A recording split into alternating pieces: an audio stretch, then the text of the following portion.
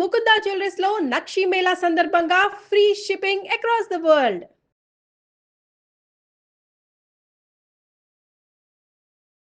నమస్కారం అండి. నేను డాక్టర్ మోవా శ్రీనివాస్ అండి. మోవా శ్రీనివాస్ యూట్యూబ్ ఛానల్కి మీకు స్వాగతం.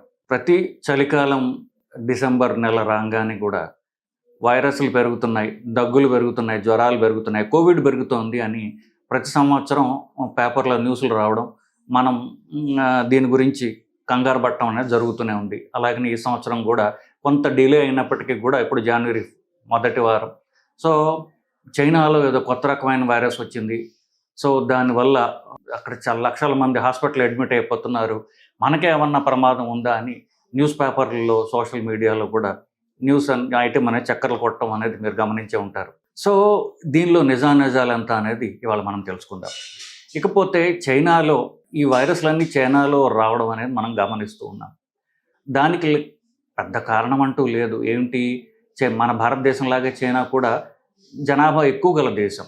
సో ఈ వైరస్ అనేది మీకు జనాలు ఎక్కడైతే ఎక్కువగా కాన్సన్ట్రేటెడ్గా ఉంటారో వాళ్ళలో మనిషి నుంచి మనిషికి పారడం జరుగుతూ ఉంటుంది. సో ఇది జనరల్గా శుభ్రత మీద వాటి మీద ఆధారపడనటువంటిది. సో అది దేశం బట్టి కాదు, మనుషుల బట్టి ఉంటుంది. సో ఒక మనిషి నుంచి ఇంకొక మనిషికి ఇది ఈజీగా పాకడం జరుగుతూ ఉంటుంది. కానీ మీకు గమనించినట్లయితే China, especially south Korea, Japan అలాంటి దేశాల్లో వాళ్ళు ఎప్పుడైనా సరే మిగతా దేశాలకి టూరిస్టుల రూపంలో వెళ్తూ మీరు చూసినట్లయితే అందరూ కూడా ముక్కుకి మాస్క్ వేసుకుని ఉండడం మీరు గమనించి ఉంటారు. మన భారతదేశంలో ఈ కల్చర్ లేనే లేదు. సో మనకి భారతదేశంలో ఈ జనాభా యొక్క సాంద్రత అంటే పాపులేషన్ డెన్సిటీ ఎక్కడెక్కడన్నా ఎక్కువ ఉన్నా కూడా మనకి మనం దగ్గు తుమ్ములు ఉంటే మన ముక్కు కవర్ చేసుకోవడం అనేటటువంటి మినిమం కొంత అంటే కొంచెం కటువు పదమైనప్పటికీ కూడా కొంచెం మేనర్స్ అనేవి తక్కువ ఉండడం వల్ల రైళ్లలో, బస్సుల్లో, కార్లలో ఎక్కడ పడితే అక్కడ 10 మందిలో తుమ్మడం, దగ్గడం, ఇంకోళ్ళ మొహాల మీద ఇలాంటివన్నీ కామన్ జరుగుతుంటాయి. కాబట్టి అక్కడికంటే మనకి ప్రమాదం కొంచెం ఎక్కువ. ఎందుకు మాస్క్లు వేసుకోవడం జరగదు, తుమ్ములు దగ్గులు అంత. ఇప్పుడు ఫర్ ఎగ్జాంపుల్ లిఫ్ట్ ఉందనుకోండి, నా టేబుల్ అంత ఉంటుంది ఆ ఏరియా, దానిలో ఒకటి తుమ్మొస్తే కనీసం ముక్కు నోరైనా మూసుకోవాలి కదా. అది కూడా మనకి కనీస జాగ్రత్తలు తీసుకునేటువంటి దేశం మనది. సో మనకి ఆ చైనా వైరస్ మనకు వస్తే మన పరిస్థితి ఏమిటి అని భయపడడం జరగచ్చుగాక. సో ఈ చైనా వైరస్ ఏమిటి అనేటటువంటిది actually national institute of virology Pune వాళ్ళు వీళ్ళందరూ కూడా ఏమన్నా కన్ను వేసి ఉంచాము అని చెప్పేసి చెప్తున్నారు. డాక్టర్ అతుల్ గోయల్ అనే ఆయన director general of health services central government, ఆయన జనవరి 3వ తారీఖున ఆయన ఒక స్టేట్మెంట్ కూడా ఇచ్చారు. ఏమిటి, ఈ వైరస్ అనేది మాకు ఆల్రెడీ తెలుసు, పాత వైరస్సే, సో దీన్ని గురించి మీరు భయపడాల్సినటువంటి అవసరం లేదు అని చెప్పారు. ఇది చెప్పి తర్వాత దానిలోకి వెళ్తాను, ఎందుకు ఇది భయపడాల్సినటువంటి సిచ్యువేషన్ కాదు అని మొదట మనం తెలుసుకోవాలి. ఇకపోతే వైరస్ గురించి వస్తే, ఈ వైరస్ చైనాలో ఉన్నటువంటి ఉత్తర భాగంలో ఉన్నటువంటి 14 వాళ్ళ స్టేట్స్లో ఇది ఎక్కువగా ఫాస్ట్గా స్ప్రెడ్ అవసం చూస్తున్నారు. చైనా అనుకుంటే మీకు ఈశాన్య భాగంలో ఈస్ట్ భాగంలో దీంట్లో 94% పాపులేషన్ ఇటుపక్కే ఉంటుంది. వెస్ట్లో కూడా అంత పాపులేషన్ ఉండనేటువంటి దేశం అది. సో ఇక్కడ డెన్సిటీ ఎక్కువ ఉండడం వల్ల పాకటం కూడా ఫాస్ట్గా డెన్సిటీ అంటే జనసాంద్రత ఎక్కువ ఉండడం వల్ల వైరస్లు కూడా ఫాస్ట్గా పాకుతూ ఉంటాం అనేది మనం చూస్తూ ఉంటాం. ఇకపోతే ఈ వైరస్, అసలు వైరస్ HMPV వైరస్ అంటారు. అన్ని చలికాలం వైరస్లాగే ఇది జలుబుతో మొదలవుతుంది. మనిషికి దగ్గులు, తుమ్ములు, ఇంకొకళ్ళు దగ్గితే అది గాలిలో ఉండి అది ఇంకొక మనిషి పీల్చితే వస్తుంది. ఈ దగ్గులు, తుమ్ములు, ముక్కు తుడుచుకోవడం ఇట్లాంటివి ఎక్కడన్నా చేయబడితే అక్కడి నుంచి ఇంకొక మనుషులకు వస్తుంది. ఎగ్జాక్ట్గా కోవిడ్లో కానీ. నిజానికి కోవిడ్ అనేది ఇప్పుడు అది ఒక చలికాలం వైరస్ లాగా అయిపోయింది. సో మిగతా 2-3 వైరస్లు వస్తాయి, చలికాలం రాగానే వస్తాయి. ఇన్ఫ్లుయెన్జా అని చెప్పేసి, RSV అని, కోవిడ్ ఒకటి. సో శుభ్రంగా చలికాలం వైరస్ అయిపోయింది. ఇది అంత కామన్గా ప్రతి సంవత్సరం రానటువంటి వైరస్ కాబట్టి కొత్తగా ఇప్పుడు దీని గురించి మనం మాట్లాడటం జరుగుతోంది. ఇది నిజానికి 2011, 2012లో ఇది ప్రపంచంలో కొన్ని దేశాలు చుట్టుముట్టింది. అప్పుడు దీని గురించి యూరోప్లో, అమెరికాలో, కెనడాలో వీటి గురించి వైరస్ని ఐడెంటిఫై చేసి దాన్ని ఐసోలేట్ చేసి ఈ వైరస్ ఏమిటి, దాని ట్రీట్మెంట్ అంటే ఏమిటి కూడా వాళ్ళు దీనికి సార్ట్అవుట్ చేసేసారు. ఇది మనకి తెలిసిన వైరసే, దాని ట్రీట్మెంట్ కూడా మనకు తెలుసు. అది ఒక 10 ఏళ్ళు 11 ఏళ్ళ తర్వాత వచ్చింది కాబట్టి ఇమ్యూనిటీ తక్కువ ఉంటుంది. ప్రతి సంవత్సరం ఎక్స్పోజ్ అయితే మనకి ఎక్కువ ఉంటుంది, రేర్గా వస్తే తక్కువ ఉంటుంది. కాబట్టి ఇది ఫాస్ట్గా జరగడం స్ప్రెడ్ అవ్వడం అంటూ జరుగుతోంది. భారతదేశానికి వచ్చినా మనకి అంత భయపడాల్సినటువంటి అవసరం లేదు అని ఎక్స్పర్ట్స్ మనకి ఆల్రెడీ చెప్తున్నారు బేసికలీ. సో ఇందాక మనం అనుకున్నట్టుగానే ఇలాంటి వైరస్ వచ్చినప్పుడు రాకుండా మనం దేశంలోకి వచ్చిన తర్వాత మనకి రాకుండా ఇలా మనం జాగ్రత్తలు తీసుకోవాలంటే సింపుల్. ఎలా వస్తుందో మనకు తెలుసు, ఇంకొకళ్ళ దగ్గర నుంచి మనకు వస్తుంది. సో మనం ఊపిరి తీసుకునేటటువంటి నోరు, ముక్కు మనం ప్రొటెక్ట్ చేసుకున్నట్లయితే దీని నుంచి మనం కాపాడుకోవచ్చు. ముఖ్యంగా ఇది 14 ఏళ్ల కంటే తక్కువ ఉన్నటువంటి పిల్లల్లో ఎక్కువ రావడం గమనిస్తూ ఉన్నారు. సో పిల్లలకు కూడా స్కూల్కి వెళ్ళేటప్పుడు వాళ్ళకి మాస్క్ వేసుకెళ్ళడం అనేది, ఎస్పెషల్లీ స్కూల్కి వెళ్ళేటప్పుడు జాగ్రత్తగా ఉండడం. పిల్లలు మిగతా స్కూల్లో ఎవరైతే ఉంటారో వాళ్ళకి దగ్గులు తుమ్ములు ఉన్నట్లయితే వాళ్ళకు మాస్క్ వేయడం, ఇట్లాంటివన్నీ కాస్త స్కూల్ టీచర్లు, ప్రిన్సిపల్లు ఇట్లాంటివి కొంచెం ఎడ్యుకేట్ చేసినట్లయితే పిల్లల్ని కాపాడుకున్నట్టుగా మనకి అనిపిస్తూ ఉంటుంది. ఇకపోతే సిడిసి అంటారంటే సెంటర్ ఫర్ డిసీజ్ కంట్రోల్ అంటారు, అమెరికాలో ఉన్నటువంటి ఎపెక్స్ బాడీ. వీళ్ళు ప్రతి నెల వీక్లీ అప్డేట్ ఇస్తారు.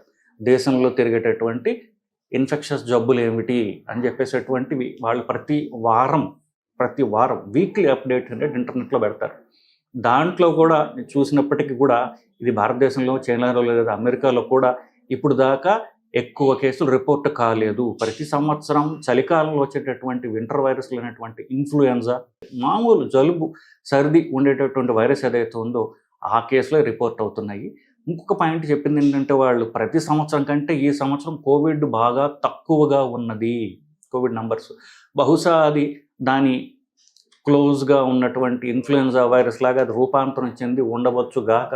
బట్ కోవిడ్ అనేది ఈ సంవత్సరం 2024 చలికాలం నుంచి తీసుకున్నట్లయితే చాలా తక్కువగా రిపోర్ట్ అవుతోంది అని చెప్పేసి CDC, centre for disease control, America వాళ్ళు చెప్పారు. భారతదేశంలో కూడా ఇప్పుడు దాకా ఎక్కడ కోవిడ్ కేసు ఎక్కువ రిపోర్ట్ అయినట్టుగా లేదు.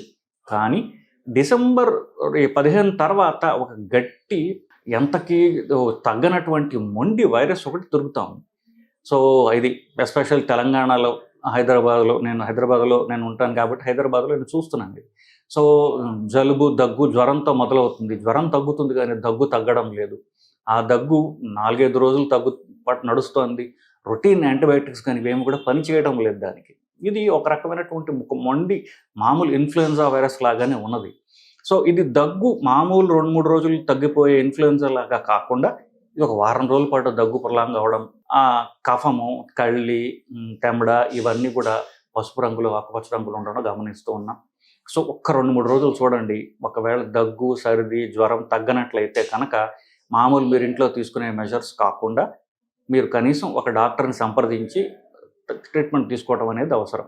గుర్తుపెట్టుకోండి, అన్ని జ్వరాలు, అన్ని జలుబులు, సర్దీలకి మనం పరిగెత్తాల్సిన అవసరం లేదు. 2-3 రోజులు చూడొచ్చు మీరు ఇంట్లో, మీరు ఆవిరి పెట్టుకోవడం వీటి ద్వారా. 2-3 రోజుల కంటే కూడా తగ్గట్లేదు, కంటిన్యూ అవుతుంది అన్నప్పుడు మాత్రమే అప్పుడు మనం యాంటీబయాటిక్ మొదలుపెట్టడం కానీ డాక్టర్ సంప్రదించడం కానీ చేయాలి. సో ఏ చైనా వైరస్ ప్రస్తుతానికి మనకి భారతదేశానికి రాలేదు, మీరు భయపడాల్సినటువంటి అవసరం ప్రస్తుతం లేదు అని చెప్పి జనాల్ని కొంచెం సమాధానపరచడానికి ఈ వీడియో ఉద్దేశం. ఇంకొక చివరి ఫైనల్ మాట ఏంటంటే, ప్రతి సంవత్సరం మనకి వింటర్లో తిరిగే వైరస్ ఇన్ఫ్లుయెన్జా అనేటటువంటిది ఉన్నది అని మనకు తెలుసు. అది గొంతుకు వస్తుంది, ఒక్కొక్కసారి ఊపిరితిత్తులకి వెళ్తుంది, దాన్ని న్యూమోనియా అంటారు. ఊపిరితిత్తులకి వెళ్తే న్యూమోనియా రావచ్చు అని కూడా తెలుస్తోంది మనకి. ప్రతి సంవత్సరం ఇది రాకుండా ఉండేందుకు కొంచెం శారీరక బలం తక్కువ ఉన్నవాళ్ళు, పిల్లలు, ఇట్లాంటి వాళ్ళకి వ్యాక్సిన్స్ ఇవ్వచ్చు అనేటటువంటిది కూడా ప్రతి సంవత్సరం నేను చెప్తూనే ఉన్నా. ఎస్పెషల్లీ ఊపిరితిత్తులు దెబ్బతిన్న వాళ్ళు కానివ్వండి, ఊపిరితిత్తులు బలహీనంగా ఉన్నవాళ్ళు కానివ్వండి, సిగరెట్ చాలా కాలం 10 ఏళ్ల కంటే ఎక్కువ సిగరెట్ అలవాటు ఉన్నవాళ్ళు కానివ్వండి, 75 ఏళ్ళు వయసు దాటిన వాళ్ళు కానివ్వండి, ఈ గ్రూప్స్లో ఉన్నవాళ్ళు వ్యాక్సిన్ తీసుకోవడం చలికాలం రాకముందే సెప్టెంబర్ నెలలో కొంచెం అటు ఇటుగా vaccine, influenza vaccine, pneumonia vaccine తీసుకోవాలి అని ప్రతి సంవత్సరం కూడా నేను చెప్తూనే ఉన్నాను. ఈ సంవత్సరం మళ్ళీ చెప్తున్నా. ఆఫ్కోర్స్ ఇప్పుడు జనవరి వచ్చేసింది, ఒక్క నెల రోజులు ఉంది, ఇప్పటికైనా మించిపోయింది లేదు. ఇన్ఫ్లుయెన్జా వ్యాక్సిన్, న్యూమోనియా వ్యాక్సిన్ అనేటటువంటి 2 ఇంజెక్షన్లు, వ్యాక్సిన్ అంటే ఇంజెక్షన్, అది తీసుకున్నట్లయితే మనము ఎస్పెషల్లీ నేను చెప్పినట్టుగా ఊపిరితిత్తులు అంతకుముందే టీబీ ద్వారా, ఏదన్నా సిగరెట్ ద్వారా ఆల్రెడీ డ్యామేజ్ అయినటువంటి వాళ్ళు, లేదా 75 వయసు దాటిన వాళ్ళు పెద్దవాళ్ళు వీళ్ళు ఈ వ్యాక్సిన్ తీసుకోవడం ద్వారా తమని తాము ఇట్లాంటి వైరస్ల నుంచి కాపాడుకోవచ్చండి. సో కోర్స్ పిల్లలకు కూడా ఇవ్వడం కూడా మంచిదే. సో ఇది నన్ను మనం ఎలా కాపాడుకోవాలనేది చెప్పడం జరుగుతుందండి. నమస్కారం.